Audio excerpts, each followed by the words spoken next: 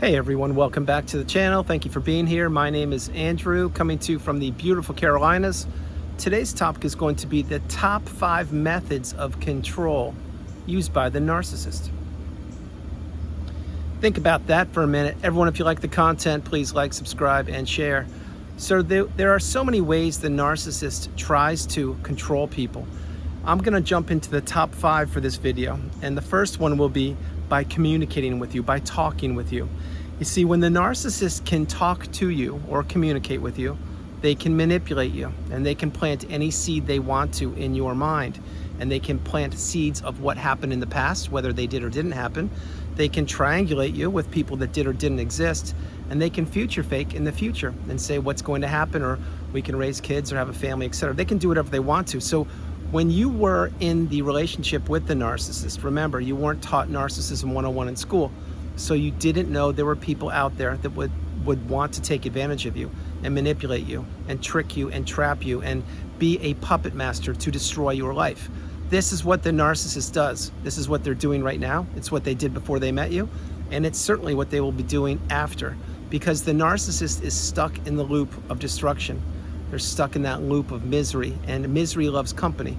The narcissist wants to keep people trapped in that zombie-like, trance-like state, which is the narcissistic fog, and that's where you were existing for a period of time, which was the length of that relationship until you broke free, until you found that needle in a haystack, and here you are.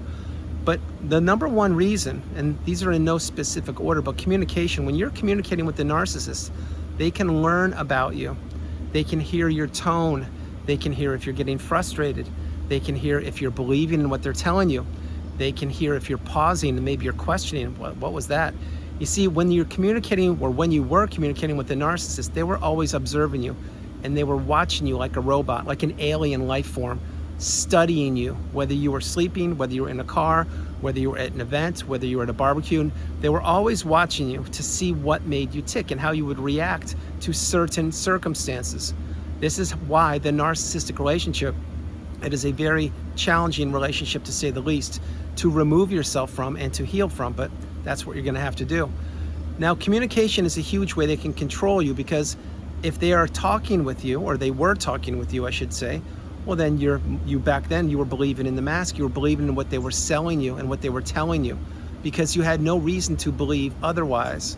Then what happened? Well, you entered the relationship, and we now know that the love bomb / euphoric stage, which is the beginning of the relationship, it usually lasts, if you experienced it, a short period of time. Then you have the devaluation stage, the second stage of the relationship, which usually is the longest part of the relationship. And the third part is the discard, or the ending, or you removed yourself. And then fourth, at times there'll be a Hoover. Never, and I mean never, accept a Hoover. Become Hoover proof. But the first way the narcissist can control people is by communicating with them. Now the second one, again, these are in no particular order, but the second way is by the narcissist not communicating with you. Think about when you were in the relationship. Were you given the silent treatment? Of course you were. See, the narcissist didn't want to talk to you, but yet they would talk to everybody else in the house, or everybody else at work, or everybody else in the hobby group, etc. And the narcissist wants to give or administer the silent treatment. They want to punish their targets for being themselves, or for having a boundary, or for standing up for themselves, or for doing something, or for not doing something. Many times when you would be in the house, let's say you lived with the narcissist, when the front door would open, you would already be home, and the narcissist would go right in the door and they would give you the silent treatment. They would act like they didn't even see you, or, oh, I missed you, I didn't see you there, things like that. Or they would just flat out neglect you or not talk to you. Again, that is abuse every way possible. When you are invalidating someone's existence or reality, or you're not communicating with them and you live with them, that is a very challenging and debilitating household to live in. But the narcissist had done this before they met you. They know how to administer all the punishment to people. And the silent treatment is only one part of how they choose to not communicate with you. This is a very, very challenging place. Another way, when they did not communicate with you, is think about when you would ask them a question. Maybe they weren't giving the silent treatment, but maybe they had selective hearing, and you would ask them a question, hey, what about ABC? And they'd be like, they just act like they didn't hear it. And you'd be like, well, did you hear what I said? And they'd be like, oh yeah. And they give you some kind of mumbo jumbo, maybe not even an answer, because the narcissist will never give people legitimate answers. You see, the narcissist wants to control people by communicating with them, and they want to control people by not communicating with them. The third way, which is a huge way, as are the first two, is the narcissist had you waiting for them. I created videos on this topic, the waiting games of the narcissist. This is what they like people to do. They want their own children waiting for them. They want their spouses, their romantic interests, their friends, their colleagues, their coworkers.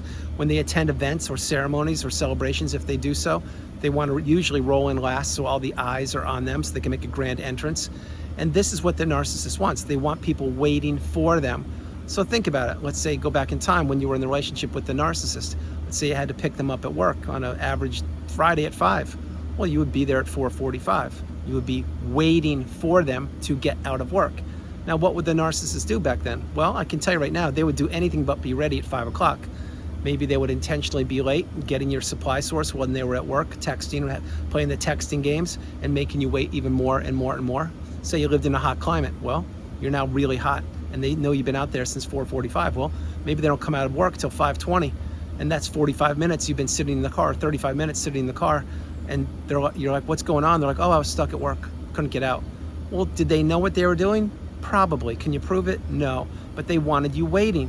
Now let's flip it. Let's say they were getting out of work at Friday at 5 o'clock, and you were there at 5:02. Well, you can rest assured the narcissist would be out there tapping their foot, pointing at their watch, saying, where have you been? I've been out here sweating. It's so hot. You made me wait. I can't believe this. Everyone else has gone home. They're already off for the weekends, and I'm stuck here waiting for you. See, this is what the narcissist does. They punish you for being you. So whether you were early or whether you were late, and even if you were on time, it still wouldn't be good enough for the narcissist, because nothing, and I mean nothing, is ever good enough for the narcissist. So another way the narcissist wants to control people is by people waiting for them.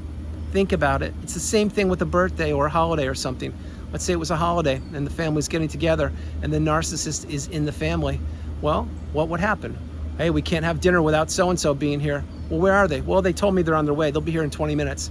And dinner's been on the dinner table for 20 minutes already, so which means the whole family has to wait till the narcissist rolls in 40 minutes late. But this is by design. It's what the narcissist wants to do. They want people's events or birthdays or holidays or vacations to be blown up. They want people waiting for them. Think about it. These aren't accidents. It's what the narcissist does left, right, and center. Same thing if the narcissist owed you money. Very simple example here. Well, you loaned somebody money who turned out to be the narcissist. And you're like, hey, can I get that money back? I really need it. I've got to pay my rent or mortgage or whatever. I've got to pay the car payment. And they're like, yeah, sure, I'll get it back to you next week. And you're like, but that's what you told me the last week and the week before and the week before. And they're like, yeah, but I just got a new job, so everything's good. I'll pay you this Friday. And you're like, all right, good, sounds great. I'll meet you at the coffee shop at Friday at whatever time and give me the money. Sounds good, thank you. Well, what happens? You show up at the coffee shop. Again, narcissist is nowhere to be found, but then again, you didn't know what narcissism was. You loaned a vampire or a vulture or a parasite money, which you'll never get back, and you just wasted another Friday afternoon or evening waiting for money that will never arrive. You see, the narcissist wants you waiting, and there are so many thousands of examples involving money and the narcissist making you wait. Another example of how the narcissist wants control over people, or you, when you were in the relationship, is who you spoke with, who you communicated with. Think about all the wedges that were driven between you and your immediate family members, you and your friends, you and your neighbors, you and your hobbies, you and your colleagues, your coworkers, you and anybody that mattered to you.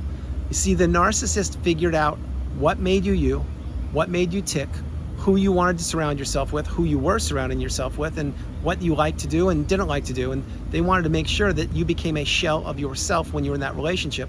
So they made certain to drive wedges between anything that mattered to you, which would mean your colleagues, neighbors, your money, health, time, energy, your resources, anything they could do, anything they could take away from you, they would do it. And that's called control. So let's just take hobbies for a minute. Let's say you like to go surfing and skiing and you like to go paragliding. Okay, great. Well, you're very adventurous. God bless you. That sounds fun. Well, the narcissist has never done any of those three things, but yet they don't want you to do them. Why? Not because they care about your health or your safety. That's the last thing they care about. It's because you're probably spending a good amount of money to do those hobbies, and that money should be spent on the narcissist. So what will they do there? They'll say, yeah, I don't think the surfing's that good for you. Maybe you should consider not doing it. The parasailing, yeah, I think it's the winds and the climate's changing. I wouldn't be doing that for a while. And I think skiing was the other one. Well, that's too much money. Lift passes are too expensive these days. I think you should slow down. So what do you do? Or what did you do? Well, you stopped doing or achieving or having fun with all of your hobbies. All that money, it goes into the narcissist to buying them the latest products, the latest shoes, the latest outfits, whatever. And before you know it, you're into credit card debt up to your eyeballs because the narcissist is doing what? That's right, they're controlling you, and they're controlling what you do with your time and your money and your energy and everything. This is what the narcissist wants. So far we've talked about the narcissist controlling you by talking to. We've talked about the narcissist controlling you by not talking to. We've talked about the narcissist controlling, having you waiting for them, because that's what they love. And now we've talked about the narcissist controlling who you communicate with or what you do. And using the hobby illustration, that's just a prime example. Are you going to enjoy your hobbies? Well, you probably didn't when you were in the relationship. Same thing with your friends and colleagues, whoever you were with. They didn't want you to have a support system, meaning the narcissist. They wanted to make sure that you were not getting sound, stable, healthy counsel or advice, or you didn't have a sounding board yourself to talk with. They wanted to isolate you and trick you and trap you and keep you stuck in that narcissistic fog, which is what they do. And the fifth thing for this video, the fifth way the narcissist likes to control people, yes, you guessed it, it is your smartphone. That's right.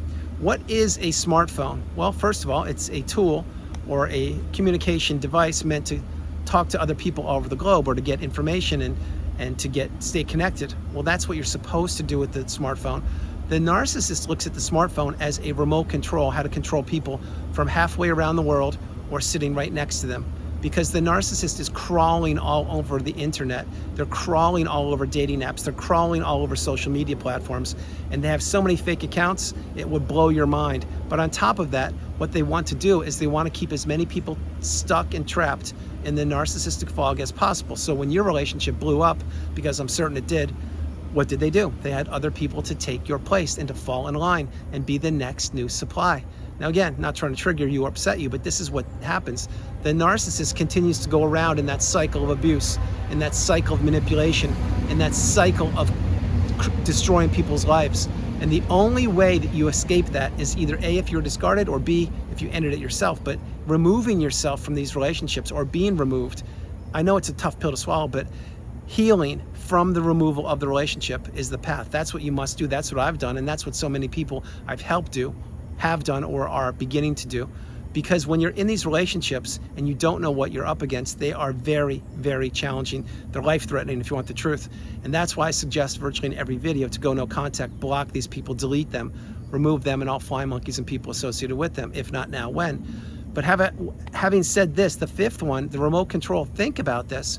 When you were in the relationship, if the narcissist called you, you would drop whatever you were doing and you pick up the phone immediately. And you could not answer fast enough because you were reacting. You weren't responding. You were reacting because you were walking around on eggshells and you were the unpaid helper, etc. Think about if the narcissist would text you. Well, they would text you a quick sentence like, "How's your day going?" Or "How are you?" Something very bland and robotic-like. Nothing like, "Hey, I love you, how you doing? Looking forward to picking you up and we're gonna have a great eat." No, you're not gonna get that. You're gonna get some very boring, bland words that are almost text or template words, because they were probably given to other people. Maybe not the exact same time you received them, but something similar, because this is what the narcissist is. Once the allure, once the charm, once the love bomb wears off, and you actually are stuck in that low vibrational quagmire state with the narcissist, you realize there's nothing to these people. There's no core, there's no substance, it's nothing but emptiness, vastness, shallowness, and hollowness.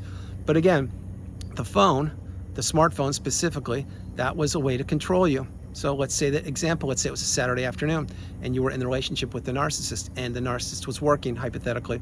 If they ever worked, who knows? But let's say that they were somewhere, but they weren't with you. Well, then you would be on the couch relaxing, maybe just taking it easy, just catching up on what's going on because you worked a full 40, 50, 60, 80-hour week and it's Saturday and you want to just take it easy. Well, what would happen? They would text you or call you and say, "Hey, guess what? Good news. So-and-so's coming over tonight at 7 and get the house ready." And you would be scratching your head saying, "What? House ready? What? Huh?" And then you'd have to look around the house and it's in disarray. You'd have to do the dishes that are stuck in the sink. You'd have to do the laundry that was piled up.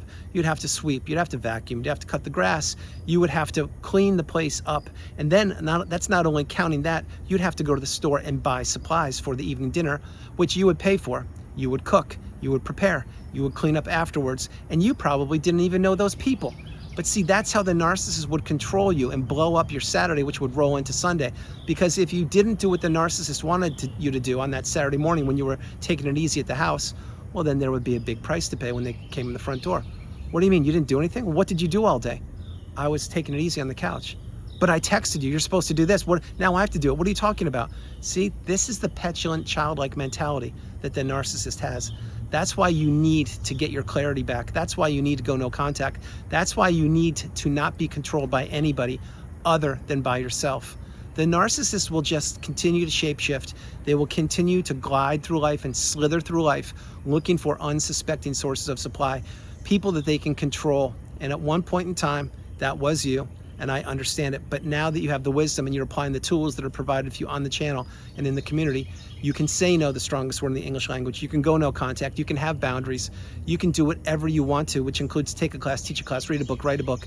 You can do whatever you want to do, but do it without the toxicity of a narcissist, because these people are parasitical creatures, and all they want to do is glom onto a host and extract as much from them as they possibly can. And whenever they get whatever they want, they usually end the relationship, and that person is left reeling, having to put themselves back together. So those are the 5 ways for this video that the narcissist likes to control people, and believe me, they do that in so many other ways. Everyone, that's the video. I hope you liked it. I loved doing it from the beautiful Carolinas. This is Andrew. Namaste. Have a great afternoon, evening, or morning, no matter where you are on the planet. You are not alone. Remember that. You are not alone.